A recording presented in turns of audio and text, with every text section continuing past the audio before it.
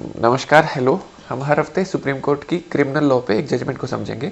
इस हफ्ते की जो जजमेंट है वो क्रिमिनल लॉ पे नहीं है, सर्विस मैटर है, पेंशन का मामला है। इसमें इस सवाल का जवाब दिया गया है कि एक विधवा जिन्होंने अपने हस्बैंड की डेथ के बाद एक बच्चे को अडॉप्ट किया, क्या उस बच्चे को फैमिली पेंशन मिलनी चाहिए कि नहीं। इस जजमेंट का नाम है Shriram Shridhar Chimurkar versus Union of India. ये जजमेंट आई है 17 जनवरी 2023 को। 2 जज का बेंच था। जस्टिस बीवी नागरत्ना ने जजमेंट लिखी है। इसके फैक्ट्स समझ लेते हैं एक बार क्या है। एक श्रीधर चिमुरकर थे, वो NSSO national sample survey organisation, इसमें नागपुर में उनकी पोस्टिंग थी। वो 1993 में रिटायर हो गए। 1993 में वो 1994 में उनकी डेथ हुई। उनकी वाइफ का नाम था माया मोटघरे। उनकी वाइफ ने फिर 1996 में एक बच्चे को अडॉप्ट किया, श्रीराम। तो श्रीराम के नाम पे केस है। उनके बच्चे को अडॉप्ट किया 1996 में। वो रिटायर हुए थे 1993 में। उनकी डेथ हुई थी 1994 में। उनकी वाइफ ने बच्चे को अडॉप्ट किया 1996 में।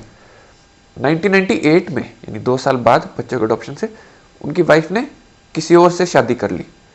तो इन्होंने जो एक बच्चा था, उन्होंने फिर अब 2000 में विभाग को लिख के दिया कि फैमिली पेंशन उनको मिलनी चाहिए। विभाग ने मना कर दिया ये बोल के कि central civil services rule, pension rules के रूल 54 के 14B में कहा गया है कि बच्चे को, जो अडॉप्टेड बच्चा है, बाद में उसको पेंशन नहीं मिलेगी, उसके हिसाब से पेंशन नहीं मिलनी चाहिए। फिर वो बच्चा सेंट्रल एडमिनिस्ट्रेटिव ट्रिब्यूनल चले गए श्रीराम केस करने के लिए। सेंट्रल एडमिनिस्ट्रेटिव ट्रिब्यूनल ने कहा कि पेंशन मिलनी चाहिए, अडॉप्टिव बच्चे को भी फैमिली का पार्ट समझा जाए तो इनको पेंशन मिले। यूनियन ऑफ इंडिया फिर हाई कोर्ट चले गई, बॉम्बे हाई कोर्ट की नागपुर ब्रांच में। नागपुर में बेंच होता है बॉम्बे हाई कोर्ट का। तो उन्होंने मना कर दिया कि पेंशन नहीं मिलनी चाहिए। फिर वो सुप्रीम कोर्ट आए हैं। अब सुप्रीम कोर्ट में देखते हैं दोनों साइड के एडवोकेट्स ने क्या क्या आर्ग्यूमेंट्स दिए।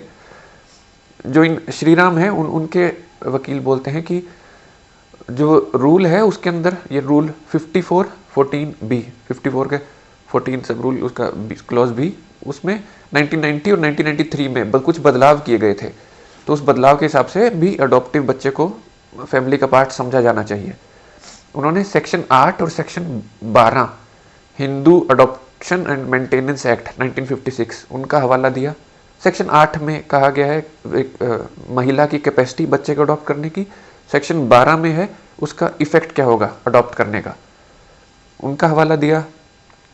उनके वकील ने कहा कि जब विधवा ने बच्चे को अडॉप्ट किया तो उनके मृत पति से भी उनके संबंध बन गए, और अडॉप्ट करते हुए उन्होंने रीमैरी नहीं किया था तब तक, क्योंकि वो रिटायर हुए थे 1993 में। 1994 में डेथ हुई थी। 1996 में अडॉप्ट किया था, 1998 में रीमैरी किया था। तो जब रीमैरी अडॉप्शन के बाद किया है। यूनियन ऑफ इंडिया के वकील ने, उन्होंने क्या कहा, उन्होंने बोला कि जो रूल है, रूल 54 14B, इसमें फैमिली का पार्ट नहीं समझा जाएगा। इसमें फैमिली में it does not include the son that is adopted after the death of the employ. और सेक्शन 8 और 12 इस केस में रेलेवेंट नहीं होंगे। अब समझते हैं सुप्रीम कोर्ट ने कैसे इन सारी बातों को समझा और क्या फैसला दिया। सुप्रीम कोर्ट ने कहा कि हम इस बात का फैसला कर रहे हैं कि a child adopted by a window, एक बच्चे को जब अडॉप्ट किया गया है विधवा द्वारा, जो उस गवर्नमेंट सर्वेंट की विधवा थी, after the death of government servant, तो क्या उसको फैमिली समझा जाएगा कि नहीं, और क्या उसे फिर फैमिली पेंशन मिलेगी कि नहीं।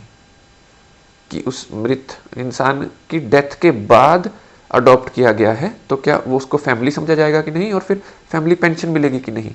इस सवाल का जवाब दिया गया। सुप्रीम कोर्ट सबसे पहले सेक्शन 8 और सेक्शन 12 हिंदू अडॉप्शन और मेंटेनेंस एक्ट पर गए। सेक्शन 8 में कहा गया है कि अगर महिला का पति जीवित है तो बिना कंसेंट के वो अडॉप्ट नहीं कर सकते। इसमें महिला की कैपेसिटी बताई गई है अडॉप्ट करने की। और अगर पति, क्योंकि इस केस में पति जीवित नहीं है, तो महिला अडॉप्ट कर सकती है। और सेक्शन 12 में बताया गया है कि डेट ऑफ अडॉप्शन से बच्चे को क्या राइट्स मिलेंगे। जो उनकी पहले की फैमिली है बच्चे की, उनसे सारे राइट्स कट जाएंगे और नई फैमिली से सारे राइट्स मिलेंगे डेट ऑफ अडॉप्शन से। ये सेक्शन 12 में बताया गया है। फिर सुप्रीम कोर्ट ने सेक्शन, ये rule 54 14B, central civil services rule, pension rules 54 14B को समझाया। फिर सुप्रीम कोर्ट आते हैं कि सवाल इस केस में ये नहीं है कि महिला की कैपेसिटी है कि नहीं अडॉप्ट करने की, बल्कि एक फैमिली पेंशन उनको मिले कि ना मिले, एक मृत कर्मचारी की, ये सवाल है, बजाय कि महिला की कैपेसिटी है कि नहीं। फिर सुप्रीम कोर्ट ने कहा कि सेक्शन 12 जो है वो डिटरमिन करता है HMA, Hindu adoption and maintenance act का, कि जो अडॉप्टिव फैमिली है उसमें उस बच्चे के राइट क्या होंगे, ना कि ये डिटरमिन करे कि सरकार के खजाने पर उनके राइट क्या होंगे। ये बात मैं फिर से समझा देता हूँ। जो ये सेक्शन 12 है वो फैमिली के राइट्स क्या मिलेंगे ये समझाता है, ना कि गवर्नमेंट पेंशन कैसे मिले ये समझाता है। वो पेंशन मिलने के लिए तो रूल 5414B ही लागू होगा। सुप्रीम कोर्ट ने कहा कि दोनों में फर्क है। राइट्स अंडर हिंदू लॉ, ये यानी हिंदू लॉ के अंदर क्या परिवार के अगेंस्ट क्या हक मिलेंगे वो, और या फिर right to draw family pension, इन दोनों में फर्क है, क्योंकि वो पब्लिक एक्सचेकर पर बर्डन डालता है। इन दोनों में फर्क हुआ तो सुप्रीम कोर्ट ने कहा कि रूल 5414B, इसमें कैटेगरी ऑफ पर्संस बताई गई है कि किन किन को पेंशन मिलेगी, और सुप्रीम कोर्ट ने कहा कि इसमें जो पेंशन मांग रहा है इंसान, that person must be dependent during the life time of employee. तो जब वो इंसान जीवित है, कर्मचारी, तब उस पर वो डिपेंडेंट होना चाहिए। Adopted after death, that person will not be included in the definition of family. कोई किसी को आपने अडॉप्ट उसकी डेथ के बाद किया है तो वो तो डिपेंडेंट था ही नहीं, तो फैमिली की डेफिनेशन में कवर नहीं होगा। सुप्रीम कोर्ट ने कहा कि पेंशन के जो रूल्स हैं, फैमिली पेंशन, वो डिपेंडेंट को मुसीबत के समय मदद करने के लिए एक तरह बनाए गए हैं। जब वो डिपेंडेंट थे ही नहीं तो उनको पेंशन नहीं मिलेगी।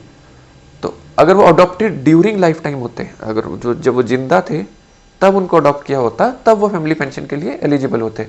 तो सुप्रीम कोर्ट ने ये कहते हुए इस इंसान की पिटीशन खारिज की और कहा कि लाइफ टाइम में ही अडॉप्ट किया होता तब वो एलिजिबल होते, और क्योंकि उनकी डेथ के बाद अडॉप्ट किया है और ये कोई फैमिली मैटर नहीं है, एक पब्लिक एक्सचेकर पर बर्डन होगा, तो रूल 5414B अप्लाई होगा और उसमें वो डिपेंडेंट नहीं होंगे, क्योंकि वो डिपेंडेंट थे ही नहीं उनकी लाइफ टाइम में। तो ये थी हमारी इस हफ्ते की जजमेंट। हम अगले हफ्ते एक क्रिमिनल लॉ की जजमेंट के साथ आपके सामने होंगे। नमस्कार, धन्यवाद, थैंक यू।